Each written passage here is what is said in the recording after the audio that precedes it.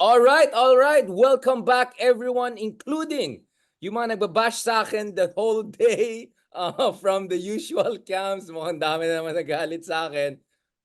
Bahala na kayo kay Senator Trillanes. He has his own thing. I said my own thing. Okay. Medyo mainit-init kanina sa Twitter, back and forth, but I tried to end the day on a nice note. Kaya today, we have a very special guest na holds tie yata sila nung guest natin kahapon for the longest ever podcast episodes I've done to this date. No, close to 3 hours yung last episode namin.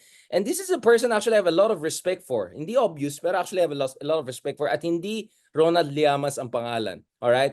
Today, kasama po natin no less than the Lord, the Vera. Thank you very much, sir, for joining us. Wala akong yung mga si Xiao Chua, may ganun eh. May mga buzzer siya. Kailangan ng ganun. Kamusta, Hello, sir? Richard. You look Kamusta, good. Lord? You look neither desperate nor distressed. Yeah, you stole my line, my friend. So, my friend, di ba, ang agreement natin is not to have an interview, to have a casual meeting today. Paninigan natin itong casual meeting. Ang earlier version was social meeting, pero since hindi tayo in person, Lord, casual meeting muna tayo. Casual lang. Casual lang. So speaking of casual. Okay, for the record, 2015, si Lenny, nung nagka-campaign, ay nagpunta na ng Davao yun. Tapos tinanggap din siya wholeheartedly. So, may ganyan-ganyan sila. You mean they have a rapport? Kasi we saw that in picture in 2015, yung kumain sila sa Carinderia sa Davao. Yeah. So, chami-cham. Oo. Diba? Kasama yun. What do you mean by that, Lord? In a sense that there is a personal rapport that transcends political disagreements and divergence? Or is it because Lenny is so anti-Marcos kasi yun ang raison d'etre na that perhaps makes her a little bit less, I don't know. Kasi from what I understand, you tell me, Lorda, in 2016, maraming bumoto sa Mindanao kay Lenny. And that was the HYAT, kaya natalo niya. Oh, sorry na sa mga kapsat, natalo talaga si BBM doon. And then noong 2022, may Rosa, Robredo, Sara Duterte na pinupush ng tao. And I remember FVR, God bless his soul, he mentioned Roro, Robredo, Rodrigo back in 2016. So you're into something in a sense that I've been hearing this from very informed people here and there throughout the past 6-7 years. So is it the enemy of my enemy is my casual meeting friend, casual meeting, ganun? What is your read on this? Posibleng ganyan. Pero hindi natin alam eh. Baka naman polite lang talaga yung si VP Lenny at tinanggap lang. Alam mo, mas interested ako pag-usapan itong biglang sudden tactic ng marami na supposedly senatoriables dapat. Leila de Lima, Chel Jokno. Na going local, pare. Di ba? Strategiya, no? Galing, no? Kasi dahil ba sa teknolohiya, dahil ba sa coverage, sa isang simpleng hearing, ang exposure mo ay parang exposure na rin ng nandoon sa upper chamber. Ako itong read ko, Lord, I don't know if you agree with me. First, one of the big reversal we have seen in the past years, I don't know kung kasalanan ni Robin Hood Padilla yan, or Jonathan Morales yan, or Bato, is that Congress, for the first time, the lower house looks more upper house, right? Yes. And the upper house, of course, there's Riza and Sherwin, all the good stuff. But we have so many clown show hearings. No offense talaga, yung mga urge, yung mga ganyan. Wala kang ngayon sa Congress. At nakita mo, mas yari si Harry the Manhunt.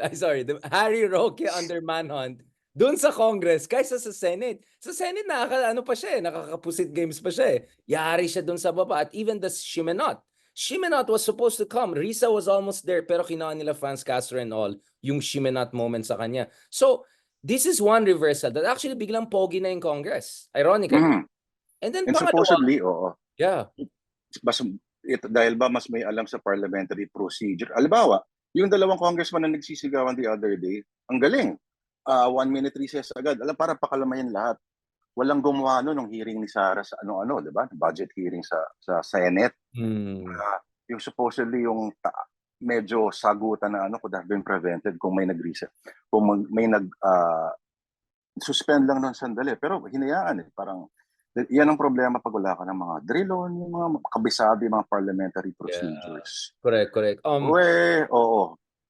Sa Congress naman, Hindi ko alam kung mga legal mga legal biggies yung mga umuupo sa mga hearing, pero at least mas Marami. guided Actually, sila. karamihan abogado nga eh. Actually, Yes, karamihan. tama. Mas Yeah, mataas yung tama ka dyan. share ng abogado. I think 75% yung share ng Correct. abogado sa Congress. Again, doesn't mean na mas magaling ka kung abogado ka, but I'm saying, Hindi, oo. there were Pero, times na kung Squid Game ang katapat mo, like si Manhunt Roque, you need to have legalists also eh. Pang tapat yes, sa kanya. tama. Pero, Richard, ito interesting ah. Of course, I work for a news organization, ano. Ang taas-taas ng views nitong mga hearings na ito, both sa Senate at sa Congress. What does that tell you about? Hindi lang yun, bro. Mm, There's so many YouTube channels. All they do is just to repost hearings ni Rafi Tulfo. 1 million views each. I was thinking to make a second business of just commenting on hearings. Kung may team lang mm, ako, Lord, yun ang mm. gagawin ko. It's a very sustainable business model. Please, Yeah, wag kawin yung... Pero bro, did you ever think in the US, alam mo yung C-SPAN, di ba yun ang version yeah, nila? yeah. My joke naman, tell me which congressman or senator in the US can get millions of views on C-SPAN. They were jaw drop. I said, guess what? In the Philippines, we have people doing that. And one of them, or one of the brothers, could be the next president, right? Na kapatid natin sa TV51 News. So, I think definitely that's an interesting thing. Hindi lang sa hearing sa Congress, but sa Senate. Mhm. And I Uy, think... pero mag-ingat ka, Richard, ah. Ang video mo, depende kung sinong gagamit, can be edited and used for their purposes. I'm sure marami nang gumagawa niyan ngayon. Absolutely, editing tapos may alterations and all of that. Yeah, I hope YouTube also takes care of yung mga alterations. Ay, nako. When Si you Manong upload, Ted you have... Filon, halimbawa, Oo. Ted Filon. Sige, Man, sige, ano? Kaya kailangan niya minsan mag Parang mag-ingat preemptive. kasi alam niya, kasi ginagamit ng mga halimbawa ng mga ilang mga pro DDS yung ano niya, pag may comment siya against, to be fair, si Manong Ted, very fair naman yung Every yun, admin he criticizes, in fairness to Yeah, him. I mean, oo. Pero para tayo. Yeah, para tayo. chinatsane at ginagamit.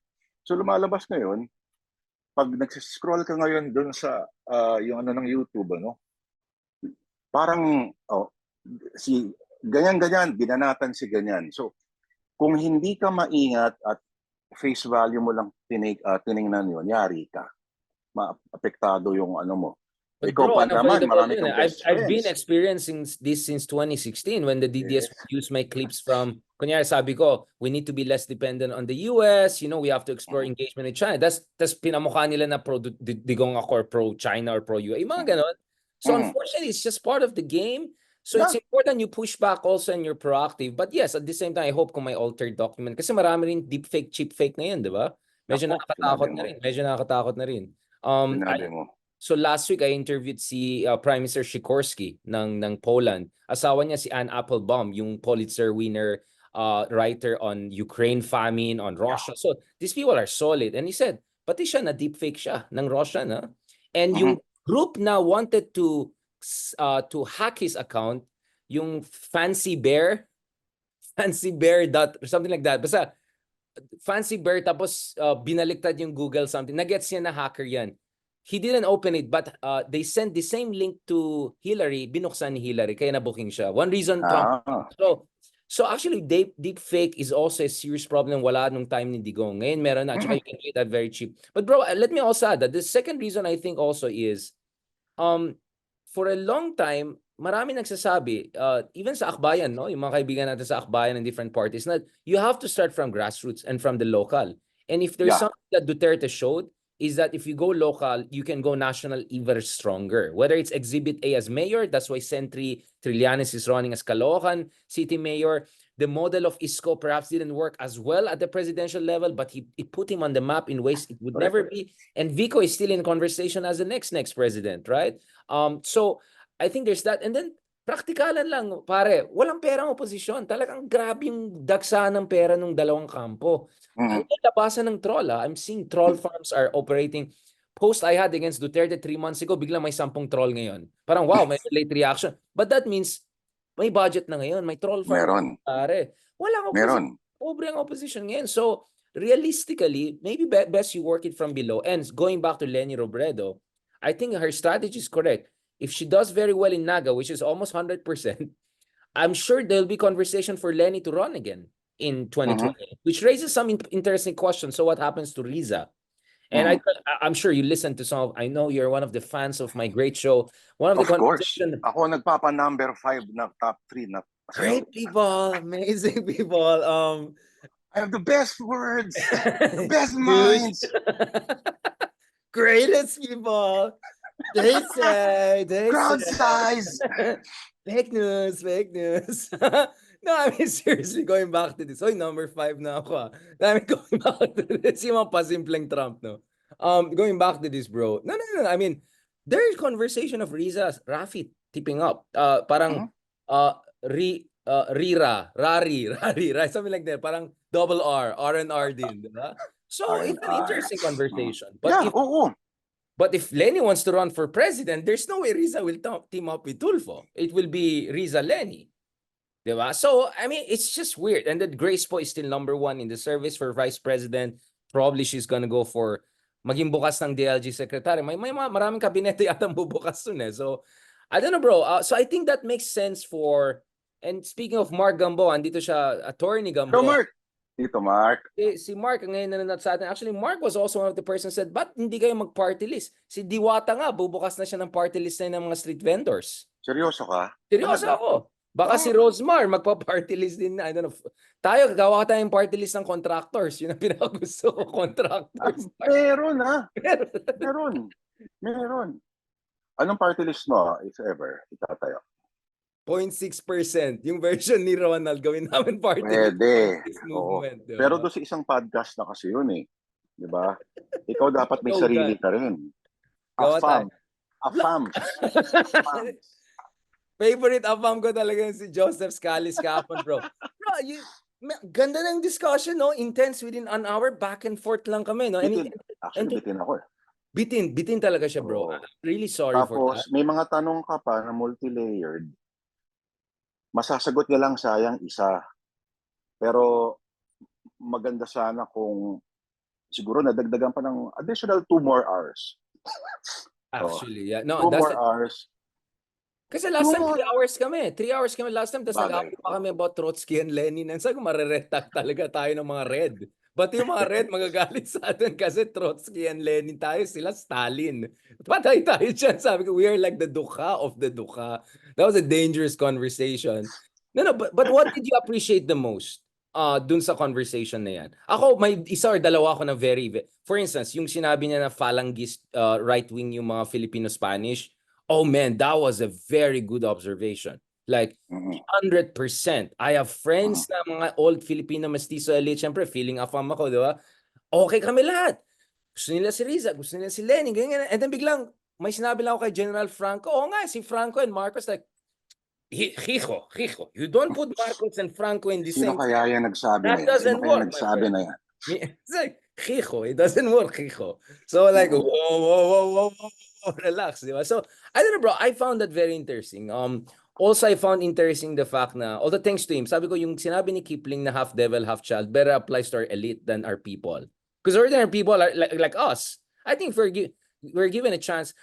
I used kasi Kipling doon sa opening ng review ko sa Mekong Review sa Sydney. I reviewed him.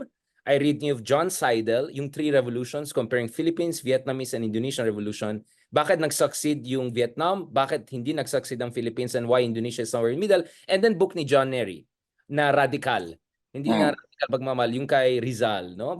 Hindi revolutionary pero radical. Well, it was an interesting semantics but conceptual thing. So I started with Kipling, having this exoticized version of the Philippines. And then, no offense, dinikit ko yan dun sa coverage kay Duterte. Di ba, all those books about Duterte, yung mga very exotic, you know, there's something, you know, killer instinct, Filipinos, blah, blah, blah. So I was pushing back against it. And I said, no, very simple lang. It goes back to the failure of the Filipino leadership. From right to left. And dyan papasok si Scalise. Because Scalici, what he proved in his book is that Marcos did not happen in a vacuum. I'm talking about the dictatorship. It had the buy-in of not only the establishment, but also sections of the Communist Party. And we see this pattern again. When Duterte ran again, may mga kaibigan tayo sa kabilang kampo, sumali sa kanya. it keeps on happening. And then now with BBM, may mga dilawan na sumasama sa kanya. So, you know, it's a pattern. And that's why medyo kapos tayo sa democratic maturity at saka development. Agree ka ba sa observation ni Joseph Scalici na mukhang mahirapan daw mag-recover after that, yung sa pananaw niya ay very devastating alliance? Well, I mean, I'm sure Scalise has his own reasons and all that. I'm not gonna go into Trotsky versus Stalin and I think there's a lot of, I think they lost a lot. But I think number one weakness ng left sa Philippines, bro, you know this better than me. Ang Pilipino medyo medyo hindi appreciative sa aktivista period, right? Kaya nga si Riza hirap na hirap dati. I think Riza did a very good job of kind of rebranding herself while keeping her core identity. And this is a very good conversation I want to have with you also on branding. So kasama ko yung mga Cool Pals last week, kasama si Cool Pals at saka si Harry P, si Magic, no? And yung second episode namin, which lalabas next week, guys, ginawa ko siyang focus group discussion. Iniisa-isa ko silang lahat. What do you think Riza should do to make herself more palatable in the next cycle? Kasi she went from activist to kinda the more mainstream figure. Pero kapos pa, she still has to rebrand. One of the interesting thing that came out is yung case ni Miriam Defensor. 'Di ba? Parang dati baliw lang tingin sa kanya. And then inangkin niya yan. Tapos yung stupid is forever. And then parang 'di ba Karen siya, tapos probinsyana siya, tapos matalino siya. 'Di ba? It's like she kind of rebranded it in a way that worked in her favor or at least made her more endearing without really changing herself. She was still Miriam till the end. And I worked with Miriam, I worked with Walden. I'm proud of working with the smartest legislators in the country. Alam ko ikaw kasi proud na proud ka working with Teddy Boy Locsin. May hugot joke si Miriam, I think nakadagdag sa brand niya yun. Pero even before that pa naman, nung siya pa ay sa immigration pa lang noon, yung media na mismo ang hindi tumulong, pero ang natural nilalagay siya sa mga covers na may dalang baril, tapos nagta-target shooting. On top of that, ang galing na magsalita, yung vocabulary niya, yung kanyang sound bites, talagang sound biteable talaga. Meron bang ganon ngayon? Siguro pwedeng dumagdag. Pwedeng, kung, ito kasi yung hindi mo pwedeng i-fake yung mga bagay na yan. So, kung meron kang ganyang verbal facility, pwedeng gawin yon, mas makulay, mas maganda. Kasi lalo na ngayon, one thing na hindi mo kasi pwedeng planuhin is virality unless maggasto mo ng milyon-milyon para mag-boost. But what we've learned sa advertising, anything marketing, you cannot make anything viral deliberately, no? Unless bayaran mo ng boost sa Facebook. Ang virality is a purely organic talaga, no? Force. Di ba meron isang sumasayaw lang, isang high schooler. Yeah, yung kwento. Yeah, ginaya ko rin yung sayaw na yan. Talaga, buti lang hindi ko nakita yan. Definitely. Mawala ng tulog mo. Sinayaw niya, isang lumang kanta, my God, na kinakanta lang ng mga matatanda sa video. At viral siya. At nag-viral siya for the wrong reasons kasi nakakainis daw, sabi ng isang noontime show host. Sa sobrang nakakainis kasi sobrang kontra-tempo. Pero yung mukha niya kasi pinandigan niya Diba? niya. Parang gigil na gigil, galit na galit. Tapos, yun. Ito ba yung wala yun sa mga diba, rules. Maybe this, maybe this time. Yan, maybe this time. Maybe this At time. yung part pa, yung bridge pa, hindi pa yung chorus, yung bridge siya paakyat. Make this moment last. Tapos parang may naninipa. Na kung tutuusin mo, wala yan sa rules ng how to make something go viral. Yeah. Siguro yung the oddity element. Pero, then again, marami kang pwedeng gawing oddities na hindi mo, pero alam mo yon. So, babalik tayo sa tanong, Kay kung Miriam, kaya mo siguro magpaka-viral, pero again, kung hindi mo nga pwedeng sadyain ang virality, paano yun? Hindi, ako bro, actually, I have a slightly different take from you. Yeah, sige, I think very high yung chance na mag-viral ka kung magaling ka sumakay sa mga latest. So, True, oo. and then So, volume. The more you Oo. throw, na medyo there's a higher chance. So there's a way Yeah. to game the algorithm. And I'm saying as someone, I'm not claiming, Yeah. medyo self-proclaimed naman talaga ako, but I have done like 15, 20 million views Facebook, right? Kinakay ko, for instance, yung kay Robin Hood, yung urge niya, inedit ko in a way na mas nakakatuwa pa na yung kasama yung sa likod niya yung may bigote si Kuya. And then I edited it in a way na it's even funnier than the original. 15 Yeah. million views. So, from my own little experience, napansin ko, kung medyo baluhura ka, medyo coops ka, tsaka medyo sumasakay ka sa you can have a more than 50% chance to get one viral a month at least. And knowing Pwede mo someone like bang, Miriam, yeah, kayang-kaya niya yan. pero ma- pwede mo ba siyang ma-situate in a vacuum?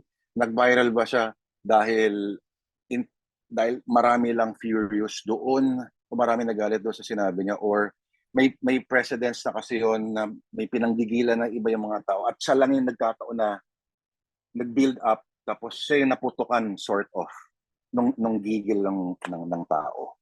I think it also depends, bro, doon sa platform, no?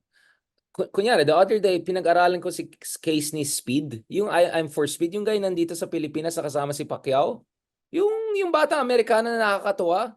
Alam mo ba yan? For years, nag-live stream yan. Now he's the biggest live streamer in human history, no? 2 million views concurrent or something like that. Which is like 100 million, 200 million views over a day or so.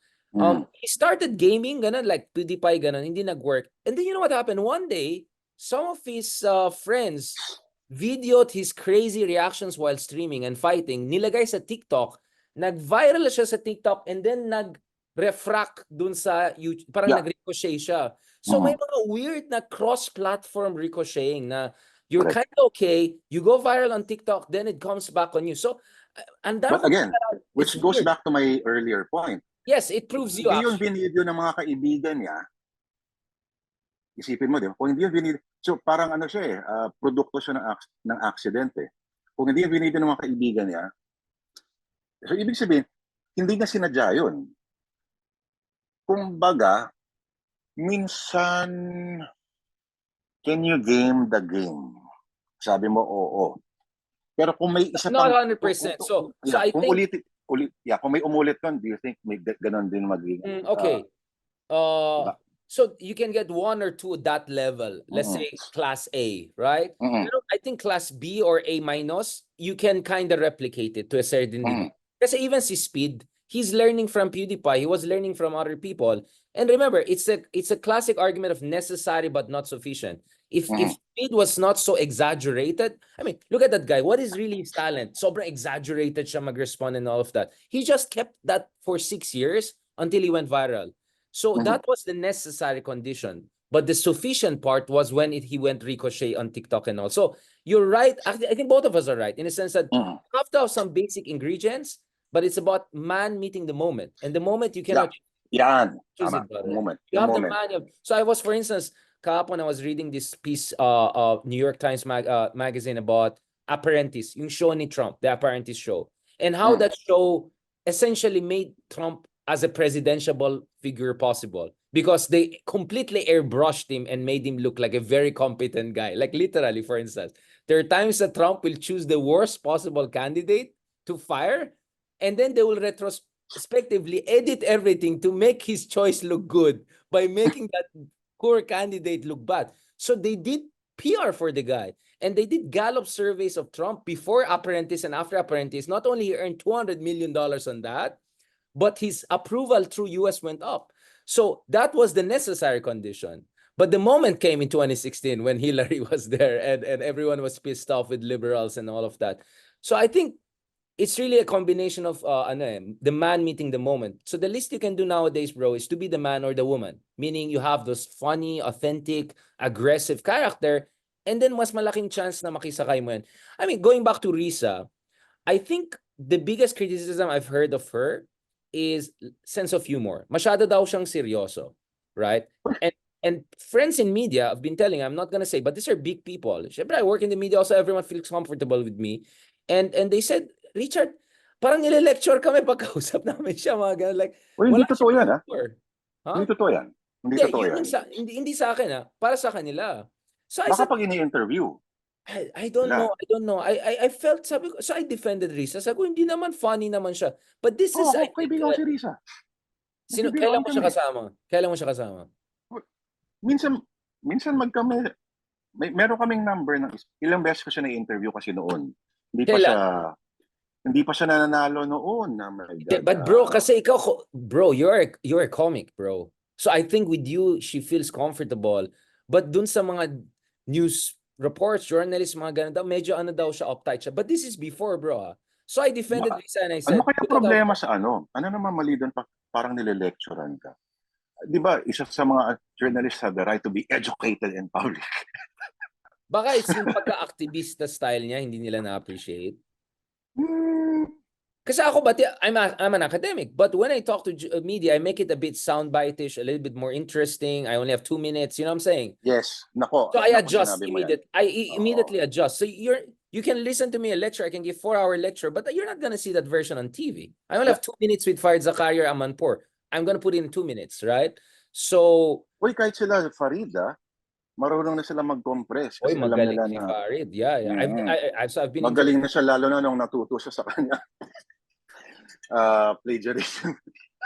No comment na lang ako dyan. I think kasi masyadong busy din sila. They do, ghostwriting siguro kaya nangyari sila I think that was not him, it was the ghostwriter. Pero less embarrassing to say, you made the Oo, mistake then you have a ghostwriter or anything like that. oo, mas Yeah, yun di no? ba? That Hindi was na, it. hindi mo na, mas madali siya makarecover, pero ibig sabihin parang, ayan kasi, minsan tatamad-tamad ka eh. At yung mga ganun pang maliliit na mga moments, yun pa talagang, yun yung magtitrip talaga sa'yo, big time, man. O, teka, may tatanong ako sa'yo.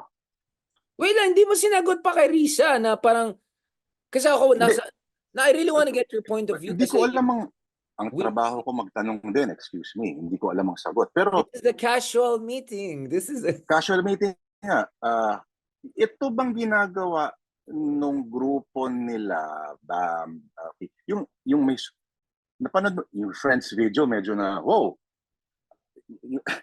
nakita, I suppose nakita mo yun, di ba, yung ginamit nila yung theme song ng Friends at yung mga dance numbers ganyan. Do you think ito ba ay epektibo na estratehiya? basta ang motto natin, casual meeting and radical pagmamahal. Bro, going back to this, I think the first challenge to them, and tell me if you agree or not, is kailangan nila i-reintroduce yung sarili nila. Kasi aminin natin, bro, bugbog sarado mga liberals and all nung panahon ni Digong. 8 years Mhm, na sila bugbog ng both loyalist and DDS. That's hard, brother. That's hard. mhm, That's hard. So correct. I think they needed to packet their way back into the agora. And then from there, they have to get innovative. So I think as a Mhm, first re-entry move, I don't think it was the worst one. And mhm, important na nakita silang kasama na apat para mhm, wala nang bahit na duda na si Rizang leader of opposition at walang bahit na duda na isang genuine opposition na sila at wala nang flirtation with Duterte side or with, they're not with the other extreme side, etc. So I think at that level, okay siya. But that alone, obviously, no. You have to level it up. Hindi pwede pakit lang. And then, let's be honest. Can you say na Chell can pull it off at the same level as Bam, at the same level as Riza, at the same level as Kiko? Kasi different personalities sila iba-iba, iba-iba nga Diba? yan, iba-iba. Diba? Mhm, So, actually ako, sige, kay Riza siguro nakita ko nag-recalibrate ka, nag-shimenot ka. But kay Chell, let's talk about Chell because Pepe Jokno is our good friend, right? yeah. Kay Chell, actually, sobrang bait niya, sobrang galing niya, sobrang talino niya, wala akong masabi. I think ang kulang kay Chell is actually kailangan niya maging mas, di ba? Yes. Hindi naman tulfo pero, kasi dapat medyo nakakatakot kang tignan kung lumalaban ka para sa karapatan ng tao And in terms of, as a legal mind, he's genius, no question. And he's a good person, really good person. Mhm. Vouch for 100%. Pero alam naman natin sa Pilipinas, gusto ng tao medyo kontrabida, medyo Karen, medyo palaban, medyo tulfo, if I can put it that way. So if Yung Shell can may do a palag kind of, ng konti. Oo, may palag ng konti. Nakaka-relax kasi boses si Chel eh. Parang, you're right, Mr. President. Okay yun. Depende sa deployment siguro. No? Ngayon, meron silang radio show sa isang AM station. Silang tatlo. Ano, ano nga ba yung title? Medyo Vargas, may pagkabarako yun siguro. Naghahanap ka ng Ronald konting liked it. Okay kay ah, Ronald yun. nag, Sabi niya maganda nagkaka yun. at ibang demographic ang tina-target noon. At DZRH, no? Masa. Oo, Oh. masa. At AM, ano? Ah, so, anong common denominator nilang tatlo? Wala silang mga bigote. Figuratively and metaphorically. Tama, figuratively and literally, no? Yung ba yung binabanggit mong pagka sense of Vargas, gano'n, mga rough, gano'n. Ditag. Even Oo. Robin Hood na nga, may ganun na. Medyo konting urge, magpakita ng urge. Yeah, medyo, masyadong clean looking sila, no? They look too clean. Kasi, Mm, ha? oo. Mm. Di ba? Pero again, hindi mo kasi pwede pikiin yan eh. Kung gano'n talaga yung ano nila, posible ba na, o nga no, sino sa kanila yung pwedeng juminggoy? Juminggoy. Oo. Hindi naman jinggoy. Ganito na lang. Like, si Bam. You know, my advice to Bam was, and this is on the record, ano yung interview namin siya last month, do what Rahul Gandhi did in India. Si Rahul Gandhi ay mas konyo patignan sa akin. Cambridge graduate, konyo, used to date Italian girls. He's half Italian from his mom's side, Sonia. So, binardagulan siya nila Modi. And Modi is like Duterte on steroids, right? Gangster, you know, chest stomping, Hindu nationalist. Wala siyang laban. And then what did the guy do? Sabi, okay, hindi ko na mabago na konyo ako. Hindi ko ma So he went on a national tour, grew beard, looked like rugged and like, you know what I'm saying, gritty. And then pumunta siya doon sa pinakadukang-dukang areas ng India. And then, after nakinig siya sa mga, you know, I mean, mga complaints ng tao, and then in a very nice, you know, he explained to them, alam mo, ako, Rahul Gandhi, kahit ganyan tingin nyo sa akin, nahihiya ako kasi ito yung legacy ng lola ko, ito yung legacy ng tatay ko, pinatay sila, ito yung sakripisyo nila, hindi kami perfecto, oo, alam ko, nakakulang kami, pero please, if you can believe me, ganito ang gagawin ka. And it worked, man. He came back so strong. He almost formed another government. And he's now a favorite to be the next prime minister of India. And he's just 53 years old. So what happened Mm. is, he became more rugged and gritty, and at the same time, hindi siya nahiya to remind people of the sacrifices of his family. Plus, Mm. of course, the usual populist things na I'll give you that, I'll give you this, yung Enrile style na gusto ko masaya ka. Yeah, give na yan. So, Nagpunta ba siya sa ano? Nagpunta ba siya sa mga sick territories? oh well, baka okay na sila after what happened to the mom, di ba? Baka, I won't be surprised in a very Indian forgiving way. I don't know. You never know. I have to check his itinerary. But he went really... Pero pumunta talaga siya dun sa mga... Of course, just for the purpose of our audience is kasi yung nag-assassinate sa lola niya is from that community, and then nagkaroon At ng sarili niyang pogrom security yun. and sarili niyang security, Praetorian Guard na nagkaroon ng pogrom. So, I mean, just for people to know na gaano katalino yung kausap ko na magaling din. But you get what I'm saying? So, kay Chel naman, so Chel needs to be a little bit, hindi naman tulfonatic, pero, you know, a little bit ganun. And then kay Bam, I think, kung may konting white hair pa siya, konting bigote ng konti, like kind of like old Ninoy, older Ninoy, right?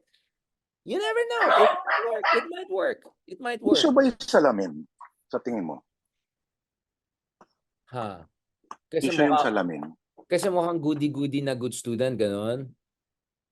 Bigla ko iniisip, sino ang mga... Wala siyang salamin, parang weird. Parang iba ng itsura niya, hindi ba? Oo, naalala ko pa. Naalala mo ba yung time na diniface yung Wikipedia page niya? Oh, hindi ko Parang, alam yun, ha? Kawawa. senador pa siya na to eh. Basta, pinakialaman kasabay nung kay Enrile. Enrile is the son of Skeletor. Tapos kay Bam Aquino, para is a member of the is a Ninja Turtle. Tsaka ang bata kasi siya noon, tapos medyo chubby siya noon, di ba?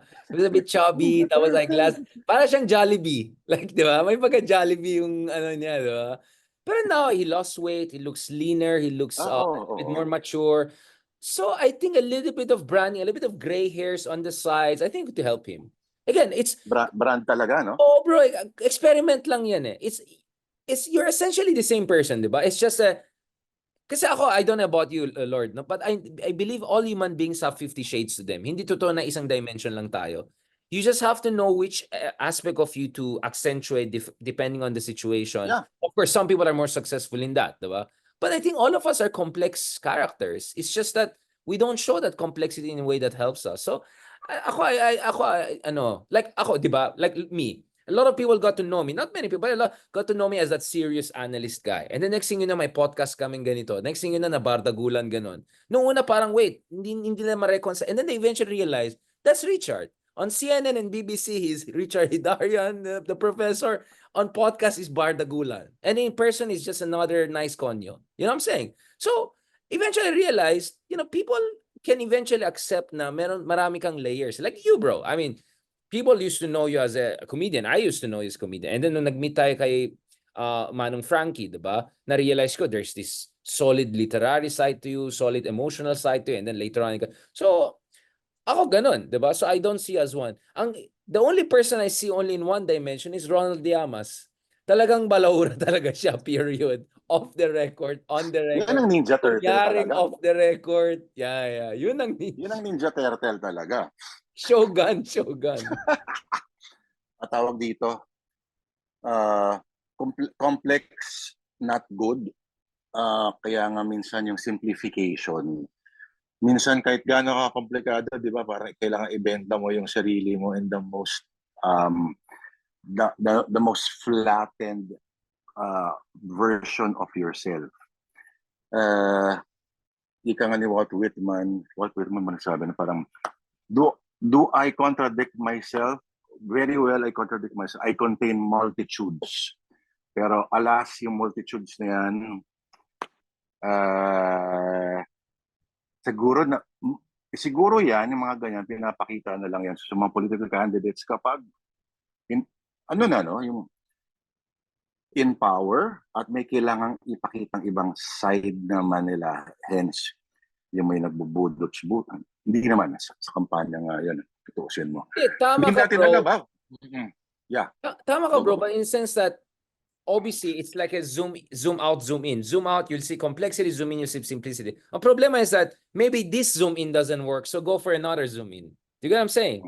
Because Digong got the zoom in that worked for him. Yung balasubas, yung bastos, ano. But of course, anyone who knows Digong or bothered to know would know that he has many dimensions. Not necessarily good, but many other aspects to this. In fact, paras kami ni Leloy, we came with this idea na he actually copied General Luna dun sa pagmumura niya. So, may contrived authenticity tong taong to and nag-work yung brand na gusto niya.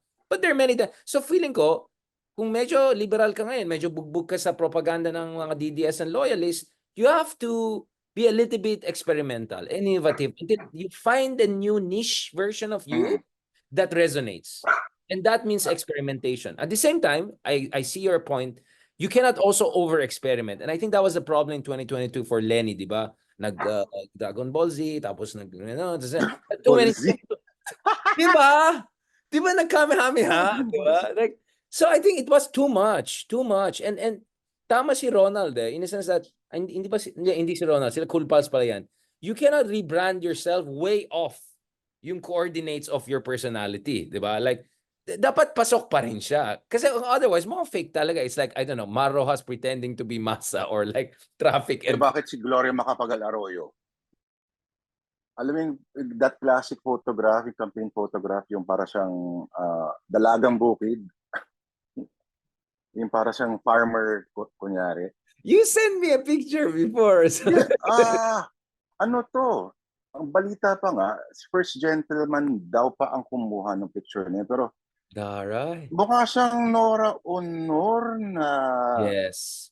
But she used Nora Honor. She used Nora Honor to my favor. Yun yung sinabi ng Cool Pal sa akin. She used Nora Honor to my favor. What is your take on her? Because I think she's one of the most intelligent persons I've interviewed. And si Nora? No. Nora? Not yet Nora. I'm sure she's great, but si Arroyo, si Tita Arroyo. Si GMA. She's quite intimidating, I would say. That's something for me to say. I mean, I interviewed Mahathir, I've met Kissinger, like, so hindi naman tayo pichugin, but like, interesting. Sabi ko, may isa-cite kang example. once upon a time, naging member ako ng Film Ratings Board. No? FRB. Kami nagre-rate ng pelikula, whether it's A or B or C. A or B, meron kang rebate. Now it's called the Cinema Evaluation Board. So, whether A or B, pag A or B ka, makakatanggap ka ng tax rebate, no? Kami yung nagre-rate ng ganun. So, nanonood kami ng pelikula. That's directly under the Office of the President. So, one time, for a project, different project naman, in-interview ko si GMA sa Malacanang. So, nag-shoot kami sa Malacanang. Tapos, okay, pinakilala na, you're Lord. Okay, I thought you were a girl. Ganon siya. Kasi, ibig sabihin, men, sa dinami-dami ng mga pangalan sa mga offices directly under the supervision of the Office of the President, para yung mga kontratang pinipirmahan niya, she goes through everything, pati yung mga pangalan binabasa niya. So, nakita mo gano'n ka-demonically, Meticulous. Yeah. My God, sa details. I thought you were, so ibig sabihin, parang, okay, every time na, di ba, marami sa atin, pipirma na lang, hindi mo tinitingnan ng pangalan, pero, fuck, tindi mo, men. Tindi mo. Interesting. Oo. Well, I'm not surprised. Mm-hmm. I'm not surprised. She's very meticulous. I'll ask you one thing, bro. One of the things I wrestle with is, obviously, I call it an Arroyo apologia. Nevertheless, I've met journalists. I'm not going to say who. They're journalists, meaning they're not in the camp of Tita Arroyo or whatever. Their argument is, sana tumakbo na lang siya as president. Nung 1998 pa lang, may chance pa siya. Or, sana nagstay siya sa Senate. I think she topped the Senate race at some point. And then ran na lang siya. Na yung kamalasan niya is she became the VP under ERAP, and then the circumstances under which she became president essentially torpedoed her for the rest of, like, you could have imagined a complete counterfactual where Arroyo would have come out as the hero, as a strong female leader, leading the Philippines in the 21st century. And sabi na it's really it's a conspiracy of circumstances that put it there. Again, I call it apologia because she still had an agency. She didn't have to run in 2004. Ganun. And then 2004, pinilit pa rin niya. Then FBJ happened. Oh my God. So parang na-double whammy siya ng FBJ and ERAP. And in retrospect, many would say maybe those two were not the best option for the Philippines, no matter how unpopular Arroyo. Do you know what I'm saying? There's that kind of a weird counterfactual about Arroyo that, again, it's an apologia to me, but it's an interesting thought experiment. And the more I think about her, the more I remember our conversations, how smart, how serious she can be. Parang history didn't hand her the right path to the presidency. I think if she became the president under different, didn't become president at all, just stayed as senator and all, she would have been an elder stateswoman, it's a hero or something, liberal hero and all of that. I don't know. You tell me, bro. Maybe I'm being ang masasagot ko lang dyan, hindi pa tapos ang kwento niyan. Hindi pa tapos ang kwento niya. But that's the point, eh. Parang she's not making it better. My understanding of her staying in power pa rin and trying to parang she's playing the same poker game with worse and worse cards and with worse and worse players. In a worse and worse casino. So I'm not sure there's a redemption arc there, to be honest. At the rate she's going. You tell me where's the redemption. I get what you're saying. I mean, I could say the same thing about Mang Johnny, which we can talk about after Arroyo. But I just don't think she's making the decisions that puts her in a position to redeem herself. And Philippines being Philippines, I think redemption is quite doable. I mean, look at it. Now, biglang pogi na lahat ng mga ayon ng tao dati, biglang pogi ngayon, di ba? Dahil sa galit. And BBM looks pogi now, suddenly, to a lot of people. Like, are you kidding me? But diba? You were the first person. At biglang mapapaisip ka na, Dear Lord, please give him good health. Ayoko yan maging presidente. Protect BBM, biglang ganun na ngayon, di ba? I never thought I'd say this, but itong mga kilala ko. Protect BBM. Sana kompleto yung screw ng eroplano niya tuwing bibiyahe siya. Kasi kung president yan versus yan, dito na lang ako sa medyo. She's diba? Just a heartbeat away. Diba? Just a heartbeat away. That's what I'm saying. Like, it's a solid. Ano yan ang sabi ni Trump about J.D. Vance? Tinawag na weird si Vance. He's a solid rock. Tama ba? Solid rock? He's a solid rock. Parang ganun Something yata. like that. Like he's a good guy, he's a family guy, but sometimes he has his own idea. Actually, Oh, JD Vance makes Trump look good. Like Trump oo. looks like the adult for the first time. Pero may time na naalala mo yon yung time na parang hinaharap, merong controversy about sa black journalists na event, si Trump yung first time yung in-address yung Oh race, yeah, tama yung na? sabi niya black ba si ano or hindi, that was horrible. Yes, That oo. was horrible. Tinanong din siya noon kay JD Vance. Ang sagot niya, hindi lang masyadong make-up dito eh. Wala naman daw effect yan. Whether tatakbo kang vice. Yung vice normally walang effect sa paging perception ng yung presidential candidate. Nasabi ko, uy puta, ano yun ah? Hindi, parang, hindi mo, in-undermine mo yung running mate mo. Kasi, kung tutuusin mo, hindi, ang tama, di ba? Ang anak niya ang nagbugaw sa kanya ng JD Vance. Hindi naman, di ba? Hindi naman niya, in fact, binabanatan siya ni Vance dati. But I guess, si Eric ba si Donald Jr. yung nag-vouch? Yeah, Parang gano'n yata, ano? both sons, but also Junior, also sila Elon Musk and the whole billionaire right-wing club in Silicon Valley also, of course. So there was a lot of people behind that. Yun, si JD Vance, kahit pa paano may Yeah. balbas. Tsaka eyeliner. That looks like an Man, eyeliner. I don't think diba? that's natural, brother. I don't think that's natural. I think that's definitely an eyeliner. But Eyeliner, tapos awkward sa handshakes, yeah. awkward sa donut shop. Awkward yung mga fina-follow small niya talk. online, yung mga couch eroticism, charo. And that's true, bro. I thought they were joking. I thought ito na naman to mga woke, gumagawa na ng mga kwento. And then I researched like, oh no, he really follows weird people on Twitter and everywhere. It's like, yung mga May couch erotica talaga? Seryoso ba yan? I don't know, bro. I You know can may chismis that he made love to the No, couch but daw. he follows weird stuff, bro. Like meron din siya yung mga Greco-Roman, okay, I don't want to say things baka mamaya I'll put me trouble, baka manalo pa yung mga gagong yan. Ay, sorry, mga mokong yan. Going back to this, Enrile, I want to talk about Enrile because I think he's one of the interesting rebranding cases. And since he's still around, let's talk about him now. Kasi I don't know, baka next time mag-usap tayo, things are different. What do you think about Enrile? I mean, he went from the ultimate villain to temporarily hero and then a villain again. And then he fell off the radar and he became the villain again. And then suddenly became the cute Mang Johnny, dinosaur, Jurassic, meme guy, ganun. Like, what is your read of Mang Johnny? Isn't he the ultimate Machiavelli of Philippine politics? Diba? Siya na mismo nagsabi noon eh. Para daw siyang, ito yung mga panahon na meron pang mga flavor of the month. Ang sikat na noon ay Magnolia ice cream. Sabi niya, para daw siyang ice cream. So iba-iba daw, depende sa season, depende sa temperatura. Magiging ganon yung pananaw mo sa kanya. This was even before, way before the age of social media. Ito yung panahon na bata ka pa noon sigurado. Panahon ng coup, yung inaaresto siya, na kinakasuhan siya ng rebellion complex with murder, bagong-bagong pero ng panahon yun. Tapos, ang taas ng rating siya after ng impeachment, nung upo siya, sat down as judge.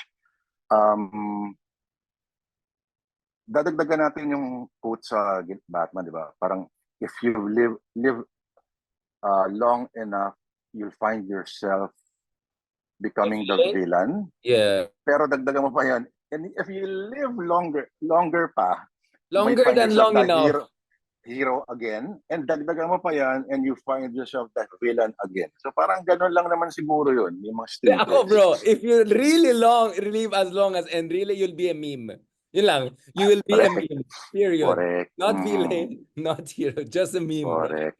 I think he's already at the meme level right now. Quite an interesting figure. Alam mo, hahanapin ko yung picture mo na nagpa-flying kick ka, tapos itatabi ko sa picture na nagtataekwondo si Enrile. Ako yung picture namin together na in-interrupt niya ako every 2 seconds. Loko talaga yun. Bakit in-interrupt?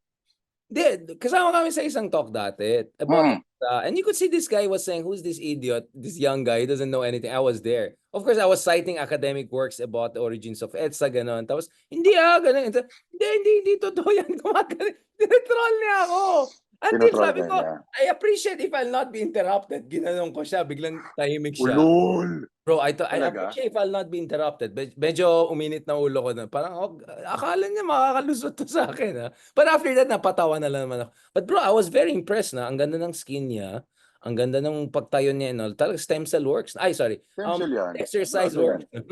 Stem cell German daw eh, German. complexed with genes, no? Yung nanay niya kasi niya mataas din yung ano eh. Tisay. Yung nanay niya mahaba rin yung buhay. Pero teka, one time noon si Enrile, in-interview siya nila Robbie Alampayan, Ed Lingao. At pinaninindigan niya yung sinabi niya doon sa isang video na wala naman daw inaresto ng martial law, walang political detainees. Sabi, but you said that. Sabi nung ano. When? You said that, sir, in the video. You want us to show you? He does that. Pag na-corner mo siya, biglang, it must been one of my more unlucid moments. May mga ganun. Palusot siya. Parang Ronald Llamas nga. May pagkaroon. I think Ronald Llamas is the Enrile of the Philippine Progressive Movement. Think of it. I think in 50 years, Ronald will look like Enrile of today. Ay, hindi ko maalala yan kasi podcast namin ni Darian nung panahon na yan. Like, or sinabi ni Lord, di ko alam yung tanongin niya si Lord. Lasing ako nun. Yung mga, feeling ko, mag-Shogun Toranaga siya. He will play that Crimson Sky strategy. Uy, nanalong Shogun sa Emmys, ha? Bro, I love Shogun. Good for that actor kasi crush ko yung actor na yun. Yung nanalo ng best actor sa Alam mo, bro. Diba, ilang beses lumabas sa mga ano yun eh. Pangalan nun. Yung Last Samurai. Last Samurai, yeah. Oo. No, he's solid, bro. Ako, parang makrush mo silang lahat. Diba? Like, the whole set is pogi. Like, everyone is pogi. Even yung mga babae pogi. Siga. Like, remember, bro, I'll tell you what, I had a weird theory when I was watching Shogun. Si Leloy pang kasama ko, nasa Berkeley ako nun, diba? Sabi ko, everyone says that once we meet aliens, they think what will happen is when Latin Americans or Aztec met Spanish or Columbus, meaning two civilizations that completely imbalanced. What I liked about Shogun is, nung dumating yung mga white, mga Japanese, okay, interesting people, right? But they were not overwhelmed or intimidated. In fact, the Japanese were very powerful and they could hold their own. Right? So sometimes I feel, what if our encounter with aliens is how the Japanese met the Europeans for the first time? And it was not really you know what I'm saying? So I had and the second thing I like about the Japanese is that they kept their traditions and history together while absorbing the West just to strengthen their own culture. So napaka-solid yung foundations nila. They are, for me, the best example of civilizational resilience. Their ability to stay Japanese while evolving throughout time. Now, I'm not saying Japan is perfect. I have issue with the misogyny, seniority culture. I studied in Japan a bit. I did a PhD summer school there dati in Waseda, etc. So I know kaya when I go to Japan, I see how much more they bow to me. Pag ganyan lang, ibig sabihin wala kang kwentang tao. If they bow more, that means medyo. So I compare every 2 years if they're bowing a bit lower to me, di ba? No, but going back to this guy, there's just something about Japanese culture na sobrang, it's just guapo. Like, it's just siga sila. They have no insecurities whatsoever, and they're brutal and ruthless when they have to be. Minus, of course, what they did in Second World War. You tell me, bro. Pansin mo yung ano? Diyan ako nagwapan sa Shogun thing eh. Pansin mo yung sa pagbawo. Hindi mo pansin every time pag pupunta ka ng Japan, merong certain groove rhythm yung lipunan nila na kahit sa 7-Eleven, abot siya ng sukli, may babaw. Alam mo yun, nakukuha mo yung ritmo nila, yung nagbabaw ka din. Tapos parang may mali pag hindi mo ginagawa. Tapos pagbalik mo dito, nare-realize mo yung kawalan natin ng ganon, yung simpleng thank you, pasalamat na ganon gestures. Na napaka-barbaric ng pakiramdam mo pag, di ba, pagkagaling mo sa ganon at paglabas mo ng airport na parang, uy, hindi man lang, wala siyang yung invasion ng personal space, yung sa tren ng tahitahimik, di ba, yung walang nagsasalit, yung pagsakay mo ng MRT kasi dito, alam mo na yung ending nung pinapanood ng katabi mo sa tren, lakas-lakas kasi nung mga ganyan, ano?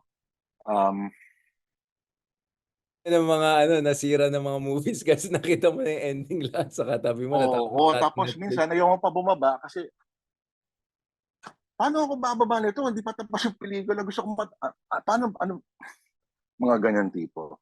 Ah,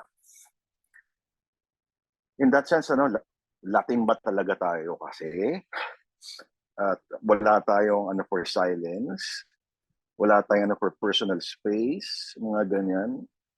Hey, brother, I've been to I don't know, from Cairo to Mumbai and all. I'll tell you, we're not the most interesting people. I've seen even more interesting people. Other Yep. side, like you think our taxi drivers are interesting. I remember in Egypt, Cairo, no? Literally, pare, this is Tahrir Square. This is the bridge. Our hotel is there. And I say, like, Habibi, our hotel is there. No, no, no, no, no. You're there, you're there. And then they'll return you around 3 times. Then you just go back to the same place. Para lang magbayad ka ng mas marami. Like, I'm Mhm. crazy. Doon sa India, 'di ba? Isa lang dadaan na unggoy or ano, lahat bubusina-busina. Busina-busina. Like, you think Filipino men, like yung Ay, mga Bangladesh oo. traffic hours, yung mga ganun, 'di ba? Oo. But you're right. Compared to Japan, I think everyone looks barbaric. And Pero especially in ito terms of yung ano, culture and tradition, yeah. ito try ko figure out ko. Hindi lang isa, no? Pero meron akong, ewan ko, na-meet mo ba si, ano pangalan nung hapon na yon?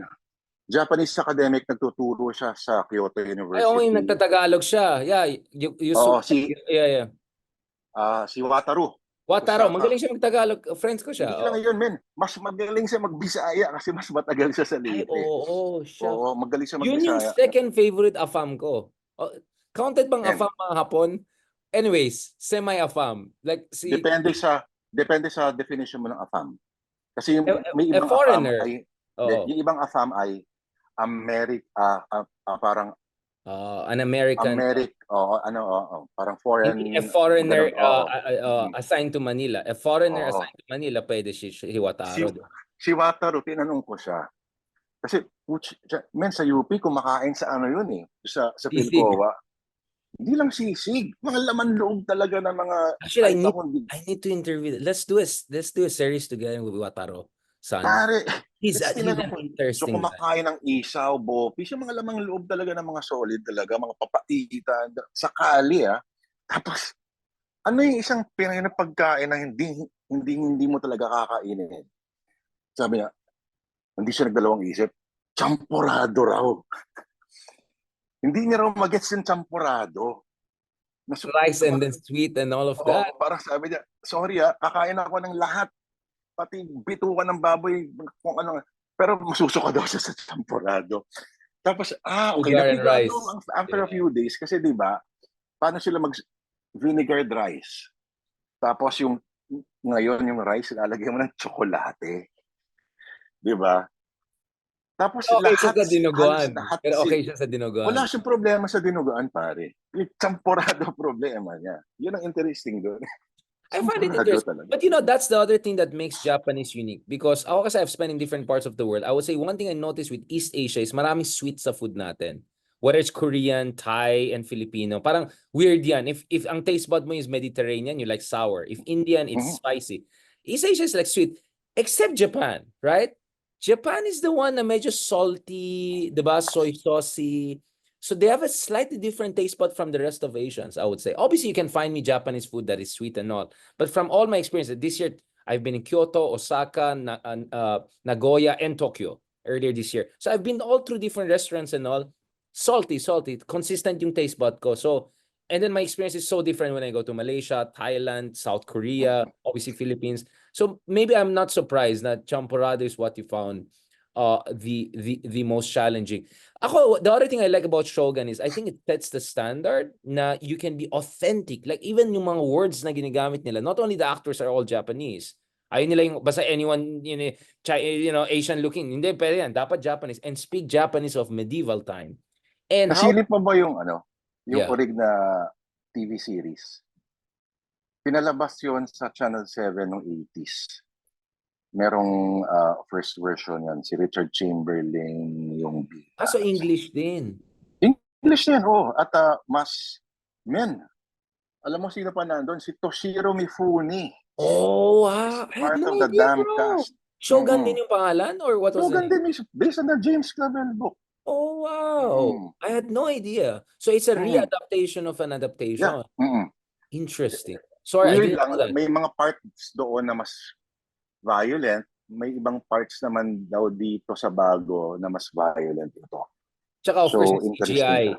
Pero sila Oo. gumamit ng CGI and all na May, wala. may, may tanong ako sa'yo. Sa isang academic na kagaya mo, paano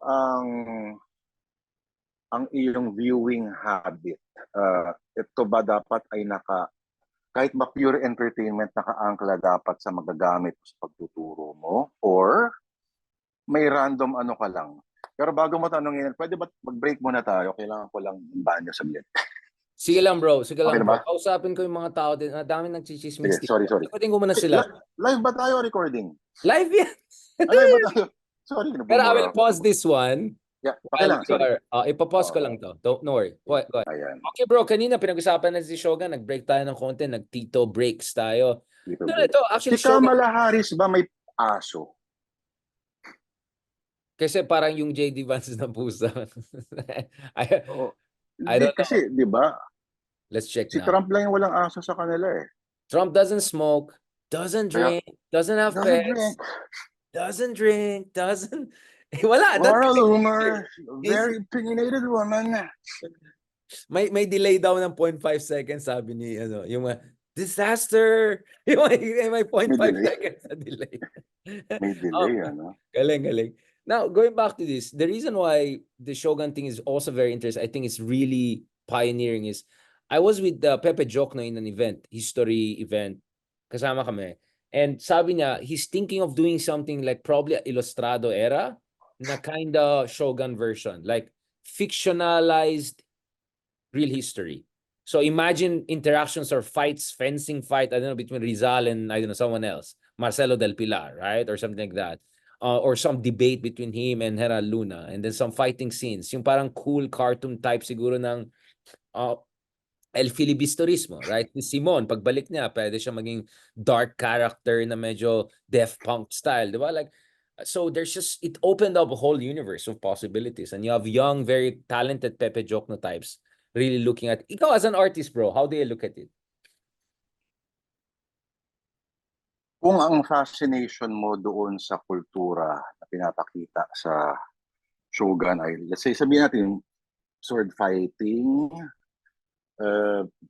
marami bang posibleng ganong depictions sa ating kultura? Hindi pang ano eh. Feeling ko yung kung yung ano, yung screen, yung fencing as it is. Well, pinakamagaling supposedly yung Luna Brothers, meron silang school dati. Silang dalawa picture pa sila, ang cute pa nila eh.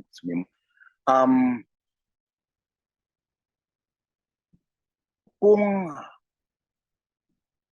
let's say kasaysayan plus fighting, maganda siguro na kunin yung elemento ng native fighting styles. At Yes, good point. oo, i-fictionalize mo lang yun, ikabit mo yun siguro sa isang fictionalized part ng ating kasaysayan, no? Hindi kailangan na hindi naman talaga nangyari yan. Pwede mong i-situate Artists, isang di ba? Artists. Ang daming pwedeng gawin. marami pwedeng gawin. At hindi kailangan niya ng mga mamahaling mga special effects. Parang lahat kasi sinasabi na mahal kasi gumawa ng ganyan. Paano kasi basehan ninyo ng magandang pelikula? Ay, may mga sabog-sabog at yung mga ganyan. Panoorin ninyo yung mga simpleng action films lang na parang, kumbaga, incidental lang yung mga sa suntukan, sapakan, pero ang mas nagdala talaga sa iyo ay yung kwento. Halimbawa, itong bago sa Netflix, nagulat ako yung Rebel Ridge ba yun? Para siyang may pagka-Rambo, pero ang ganda ng build-up, hindi over the top yung action, although towards the end, may suspension of disbelief ka na nga lang, to use a literary term. Anything well-made ay magkakaroon ng suspension of disbelief. Tapos hindi point yung mga special effects sa pagsabog kung maganda yung storya. Naniniwala ako doon. At And feeling ko, aabot mm, tayo sa puntong ganun na merong isang batang na madidiscover yung beauty and the lethal beauty of our indigenous character fighting development. arts. Oh, character. Mm. Actually, bro, there's a large chance that will succeed. You know why? They did a study of Gen Zs. So the Gen Zs apparently don't like sex-filled scenes. They don't like yung too much noise. What they like is human connections, friendships. Sobrang gusto daw ng mga Gen Zs yan. And they're gonna be the biggest demographic and biggest market for a lot of movies. So I think the future is bright for creative people who are really into character development, complexity, friendship, human connections. I think the market is good. Kasi I don't want to be unfair to Gen X or my fellow millennials. I think masyado tayong boomer style now. We want like, yeah. And then after a number of Marvels and yung mga ganun, parang nasawa na ako. I don't even know the last time I watched those kinds of movies. Di ba, you were asking me what's my preference? My preference are Cannes Festival, yung mga Taste of Cherry. Yung mga intense, right? Or zone of interest, di ba? Di ba? And now I'm watching Poor Things, yung latest movie na na parang Frankensteinish. Maraming sex doon, if I may. But it's like a weird, yun lang. Medyo actually, I had to stop halfway. Not because no, because there's different, medyo iba yung taste ko. So, you can say it's not my taste. You know, like medyo, it's a bit too cartoonish to me. But anyway, I'm a little bit those kind of movies that kind of shock me to my core without being very visually overwhelming. Like conceptually at saka medyo intense. I really like intense movie. So so actually 2 days ago, finally I watched Civil War. Oh, Have you watched that? That's an interesting movie. You could really imagine if Trump wins a third term, a slightly more intelligent, younger version of Trump will be that. And there will be a total civil war in US. I won't be surprised. So, I've been going, I had talks in US, I went Georgia, South Carolina, of course, Stanford, Berkeley. I was in Washington. I went around US this year a lot. And probably I'll go back for elections again. Like, it's a very diverse country, brother. It's a very diverse. I have African American friends in South Carolina who said, we're very different from people in the North. I mean, correct. Ang lang sa pelikula, di ba supposedly yung kalaban ng gobyerno yung Western Forces? Ng Texas and California, but Florida yung also dalawang yun, di ba? Oh. Yung dalawang yun. I mean, medyo magkaibang temperamento. Well, sa ngayon, nung dalawang state na yun. Although sinasabi nila, marami raw mga Californians lumilipat na sa Texas kasi taas-taas raw ng tax. Joe Rogan. Yeah, Elon Musk, Joe Rogan. Yeah, actually, I found that implausible that those two very antithetical states coming together. But I could imagine them teaming up, taking over East Coast, and then going at each other afterwards, right? Like, posible. Could say a second Civil War phase, yeah. Ang nakakatawa lang sabi ng ibang mga kakilala ko nanood, alam mo, okay naman sila eh. So far, di ba? Nagka-problema lang sila. Nung dumating yung kaibigan nung taga Reuters ba yun, yung may bigote, ng dalawang Oriental na nagda-drive, tawiran sila ng sasakyan. Doon nagsimula yung problema nila. Yeah. And the actor there is very good. I don't want to spill the beans. There's suddenly this very intense moment. Like things go like oh shucks, if US goes fascist, this is how they are. Tatanungin ka nila, depending on your accent, you're gonna get shot in the face. Ganon kasimple lang. Where are you born? Hong Kong. That's in China, right? Yeah, boom. Yung isa, where are you from? Florida. Oh, so South America. Kasi Latino. Diba? So you're not American.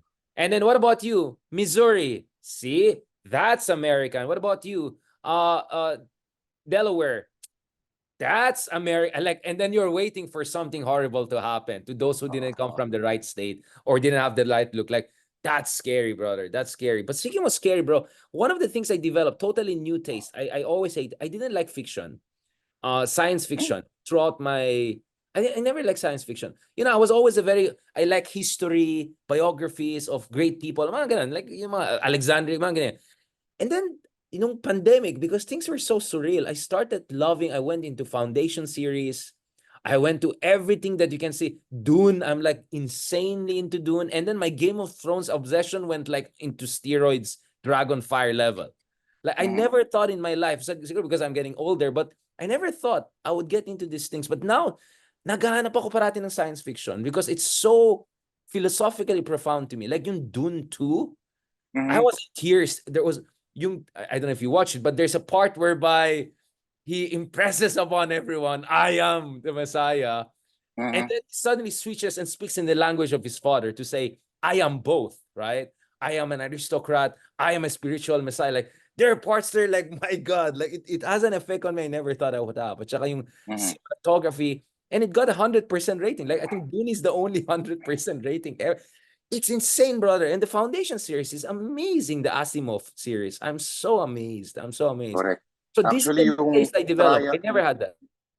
yung triumph of Dune, na kasi galing-galing ng filmmaker si Denis Villeneuve, no? At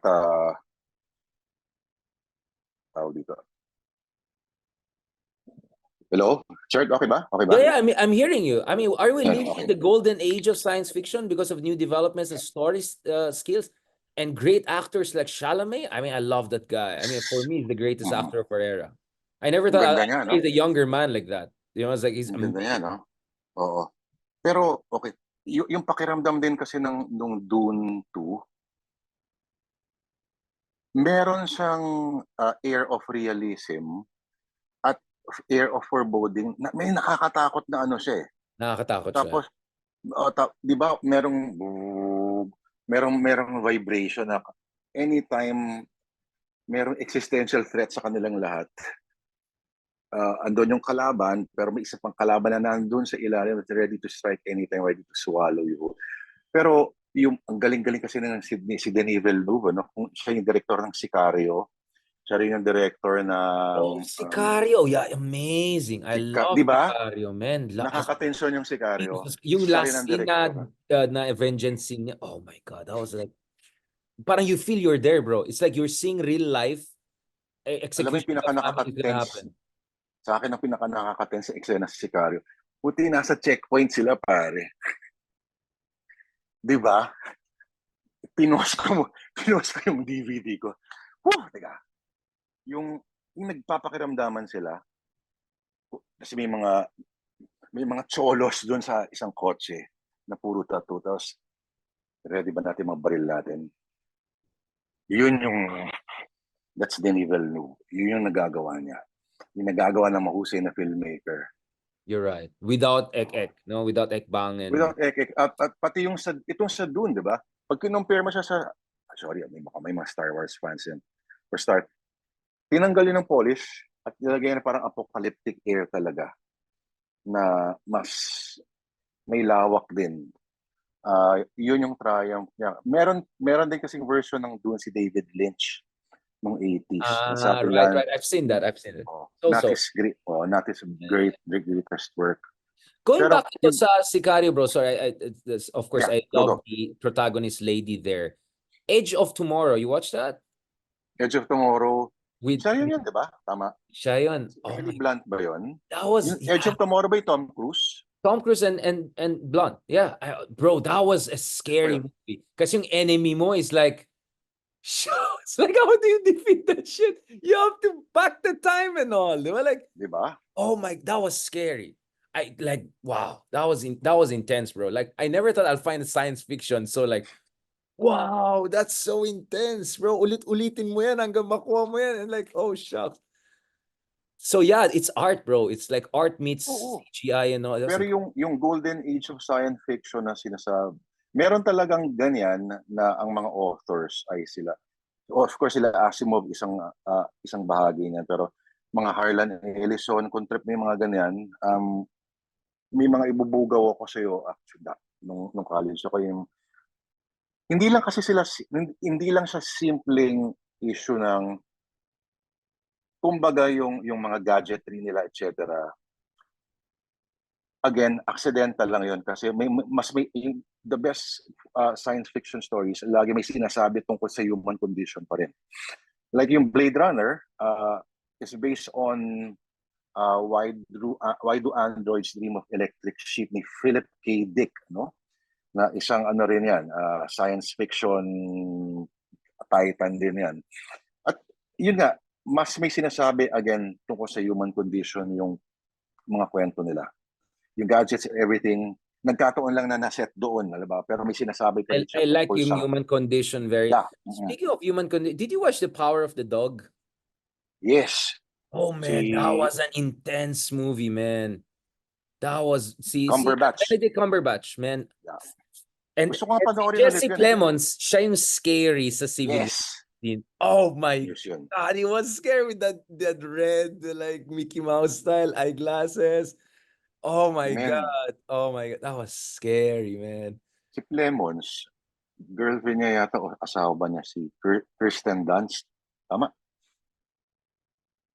Oo, kaya so. Pero ito yung interesting yung Lee Miller on which her name was based. Oh, married sila Totoong 2 years ago lang ni Kristen Dunst. yung totoong Lee Miller na supposedly great war photographer una raw na dumating doon sa Dachau after the liberation.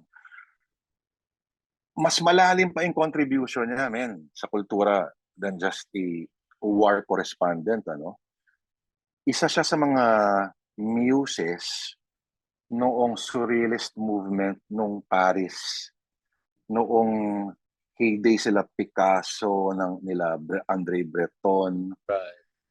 Nag-collaborate siya with the likes of Jean Genet, na pangalan tong isang filmmaker na ito. Basta, kumbaga, artist din siya na ng mga collaborator siya ng mga surrealist sa Paris ng mga panahon na yun. Dan simple. Pero umalis siya ng Amerika kasi nag-model siya ng Kotex pads. At because of that, wala nang kumuha sa kanya as model kasi pag-model niya rin ng Kotex pads ay Na-cancel ka na. Oo. na-cancel siya. Cancel na siya. Yeah. Maruming babae na siya bigla. Grabe Yeah, naman. back then was very like misogynist nonsense and all of that. I don't know. You listen. Speaking of that, no, kanina, kahapon I was listening to this Demi Moore. She has a new movie coming out about this aging Hollywood actress, right? Kind of like in her phase in life, and then how is she struggling with aging? Although she looks amazing if you see the trailer, and it's very critically acclaimed by those who saw it earlier. It could be one of her defining shows. And then she had this fantastic interview on New York Times. I was listening the other day when she was talking about how she's over that phase whereby she has to match male conception of beauty. And now she's finally at home with herself. When supposedly she's aging, but actually she still looks gorgeous and amazing. At di ba may version na siya, di ba yung demure and mindful, meron na siya, I'm Demi Moore and mindful. Yung so she's playing also with Gen Z stuff and all. She's amazing. I mean, Demi Moore is just like one of those. And so May that ibubugaw interview made lang me ako think a sa'yo. lot. Dami mong bugaw ngayon, nasa kubaw ka ba? May ibubugaw lang ako sa'yo pelikula about kung aging actress. Yung trope na yan, fascinating din na trope yan sa sa cinema. There's this film called Sunset Boulevard, directed by the great Billy Wilder. Ang bida ay isang supposedly aging silent film actress na Noah comedy pala siya, Noah comedy. pero magugustuhan mo yan. Kung mukhang pareho tayo ng mga panlasa sa mga bagay. Ito, ang galing ng performance si Gloria Swanson dyan. 98% Rotten Tomatoes. This is a monster show. Wow, this is great. Laging yan. At meron sa YouTube yata niyan kung di mo nagkakamali. Patsasambahan mo siya. Oo, bro. Yes, brother. This looks an aging silent film queen refuses to accept that her stardom has ended. Wow, this is amazing. It kind of looks like The Actor, yung French na nanalo sa Hollywood 10 years ago, yung movie ng The Actor. Diba silent? Yun silent yun. Hindi siya nag-transition. Oh, interesting. Ito naman, may magandang line dyan eh.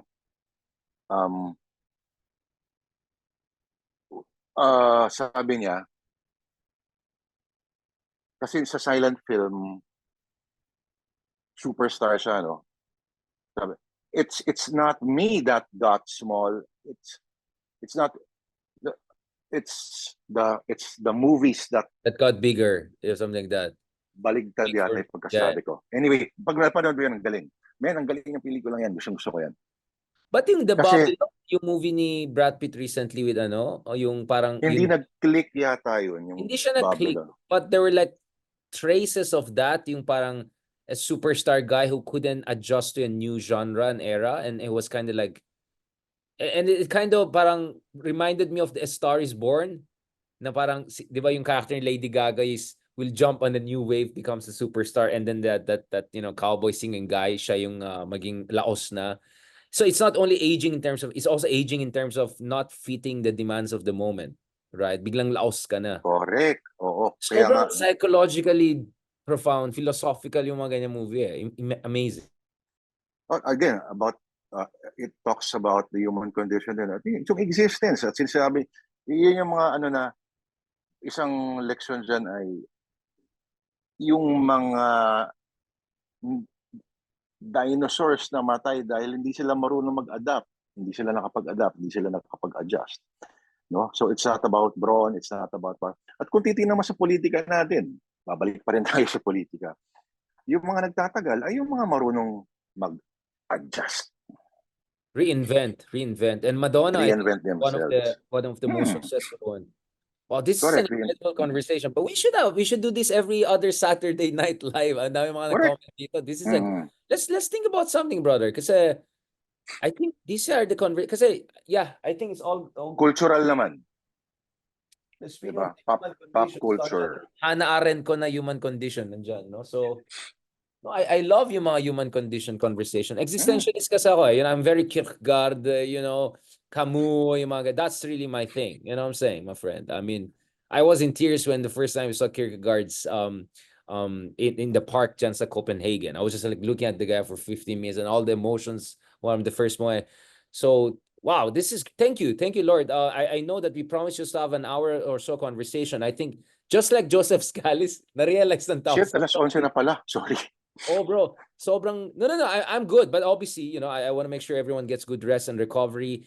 Thank you so much, Lord. I hope we can have this more and also in person. So if we can have you in person. Until the next Maritesan. Oo, next Maritasan. Pero parang safe ka today. Wala ka masyadong sinabi sa politik. I like how you just meandered your way. That was a very Huguenot move. I saw what you did there. Kumbaga, akala ko si Ronald lang sleazy eh. Akala ko si Ronald. Hindi, puro politika na pinag-uusapan niyo for the rest of the week. Parang iba naman. But Saka ako din, yung commentary doon sa isang programa rin naman namin, puro politics. Para maiba. Para maiba. And actually, next time, I want to also ask you about power of comedy for or satire in politics.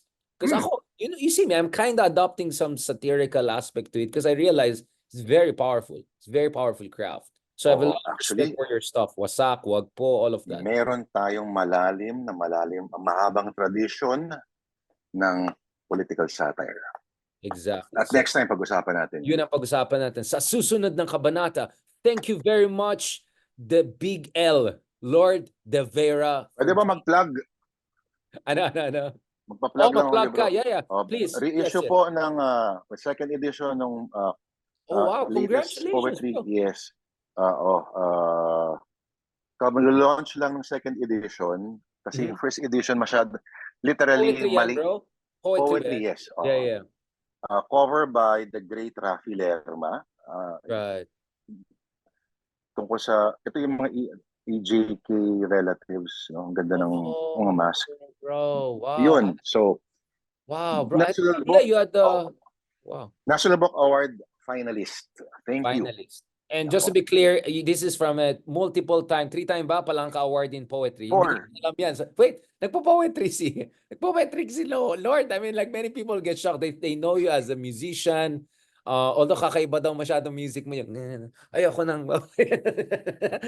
or they know you as a newscaster, but you are also a poet, the heart of a poet. Thank you so much, brother. It's always a pleasure to talk to you and have a good and lovely weekend and talk to you soon.